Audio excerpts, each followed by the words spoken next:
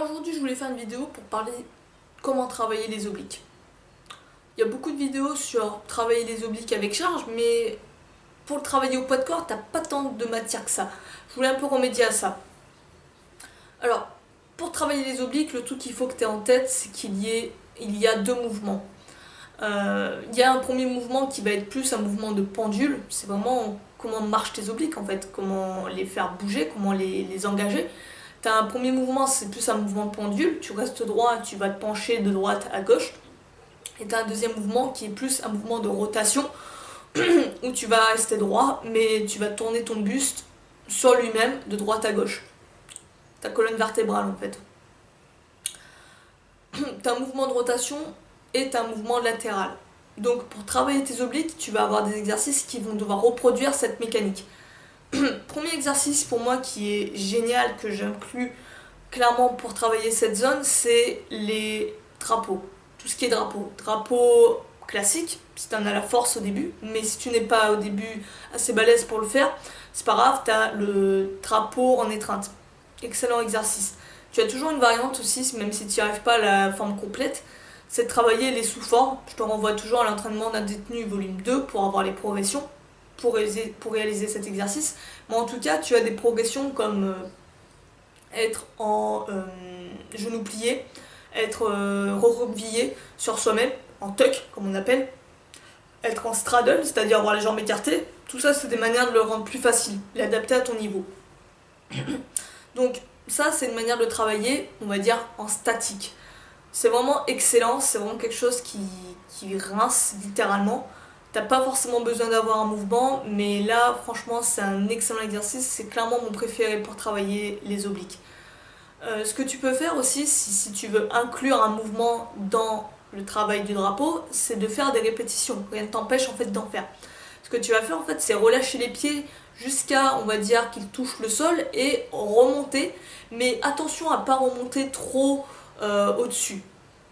Je te dirais même, quoique, tu pourrais peut-être même le faire, mais par précaution pour peut-être éviter de trop, on va dire, traumatiser peut-être la zone les vertèbres en fait, la colonne vertébrale, juste remonter à la parallèle, comme pour finir un drapeau en étreinte, je pense que c'est suffisant. Tu peux travailler comme ça. Faire des reps comme ça, d'aller-retour, ça massacre aussi, c'est vraiment vraiment pas mal. T'as pas besoin d'énormément de reps pour le sentir. Et tu dois faire exactement la même chose mais de l'autre côté. N'oublie pas de changer à chaque fois de sens pour travailler à la droite et la gauche.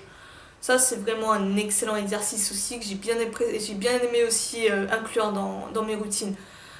Ensuite, ce que tu peux faire, tu peux également travailler en drapeau classique. Une fois que tu es à l'aise avec le drapeau en étreinte, cherche à travailler le drapeau classique, à bout de bras on va dire, et exactement reproduire les mêmes principes. Il y a des tonnes d'exercices sur le drapeau en mouvement et tout. Va voir un peu les compétences des gymnastes. Va voir un peu ce que font les gymnastes sur ça. Tape drapeau, gymnaste, ou en anglais flag. Flag, c'est drapeau, gymnaste. Essaie de voir là-dessus, tu as des tonnes d'exercices aussi là-dessus. Ensuite, ce que tu peux faire pour travailler, on va dire, le côté plus rotation, le premier exercice qui me vient à l'esprit, c'est la torsion russe. Alors, la torsion russe, tu auras des pour et des contre. C'est-à-dire qu'il y a des personnes qui vont clairement le conseiller, il y en a d'autres qui vont dire qu'il est trop dangereux, que c'est de la merde, que ça va te bousiller, ça va te casser en deux. J'ai pas trop pratiqué cet exercice en tant que tel, mais en tout cas, moi, quand je l'ai fait, ça m'a pas posé vraiment de soucis. Peut-être que je l'ai pas fait suffisamment pour me bousiller, mais en tout cas, je trouve que ça me gêne pas, en tout cas. Donc pour la torsion russe, ce qu'il faut que tu sois, c'est la torsion russe de Coach Wade dont je te parle là. Il faut que tu sois sur un support où tu puisses coincer tes pieds. Alors ça peut être une chaise où il y a quelqu'un qui te tient les pieds ou tu arrives à les coincer sur une couchette, je sais pas. Il faut qu'ensuite tu t'allonges, que tu aies ton buste qui soit dans les airs et que tu écartes les mains. Et dans tes mains, tu peux avoir des poids. Au début, peut-être fais-le sans poids pour tester. Mais après, tu peux rajouter des poids. Ça peut être des bouteilles d'eau, ça peut être des trucs comme ça. Et ce que tu vas faire, en fait, c'est te torsader d'un côté puis de l'autre. Sans trop, on va dire, casser la colonne. Faut pas non plus que tu aies une trop grosse amplitude. Je dirais une amplitude de peut-être 45-90 degrés si tu as vraiment une excellente mobilité, mais cherche pas à aller trop loin sur ce mouvement. Il faut pas non plus que tu écrases, que tu tordes trop ta colonne vertébrale. Fais attention avec ce mouvement quand même, il peut être traite sur ça. Donc tu as ces deux mouvements là.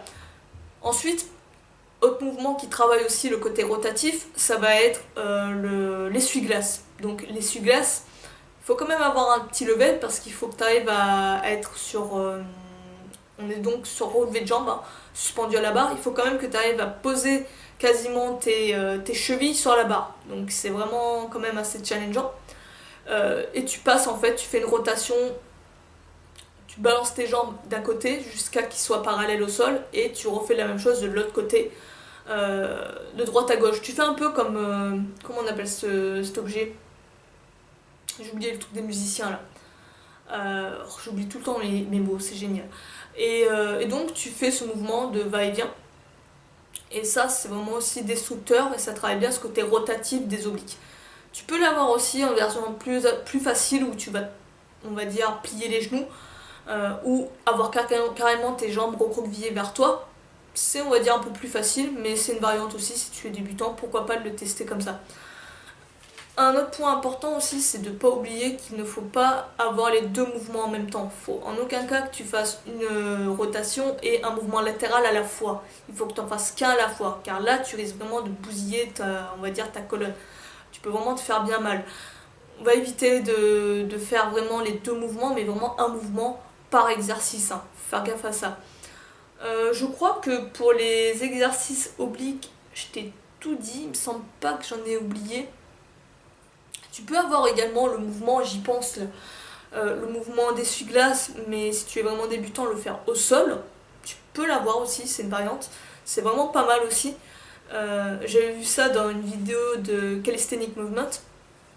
Donc tu t'allonges au sol, dos au sol, tu plies tes hanches à 90 degrés, tu as tes jambes en fait tendues devant toi et tu vas garder le dos collé au sol, mais en même temps tu vas chercher à abaisser tes jambes d'un côté jusqu'à que tes pieds touchent le sol, puis de l'autre. Et en faisant ce mouvement comme ça, aller-retour, aller-retour, c'est pas mal aussi, ça peut être vraiment bien challengeant aussi. Tu peux également, je pense, baisser l'amplitude en pliant les genoux. Pense toujours à ça. Et en tout cas, voilà, teste ça. Et c'est vraiment ça.